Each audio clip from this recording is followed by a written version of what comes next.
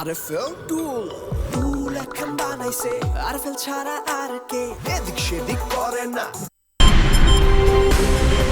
শুরু হলো সব খবর। যমুনা টেলিভিশনের নিয়মিত আয়োজনে আপনাদের সবাইকে স্বাগত জানাচ্ছি আমি শাওন দত্ত। পৃথিবীর বিভিন্ন দেশে করোনা ভাইরাস জনিত সংক্রমণের হার বৃদ্ধি পেয়েছে। করোনা ভাইরাসের কয়েকটি নতুন ভ্যারিয়েন্ট ইতিমধ্যে চিহ্নিত হয়েছে। আন্তর্জাতিক ভ্রমণকারীদের মাধ্যমে বাংলাদেশে করোনা ভাইরাসের সংক্রমণের বিস্তার প্রতিরোধ এবং দেশের সকল স্থল নৌ বিমানবন্দরের IHR ডেস্কসমূহে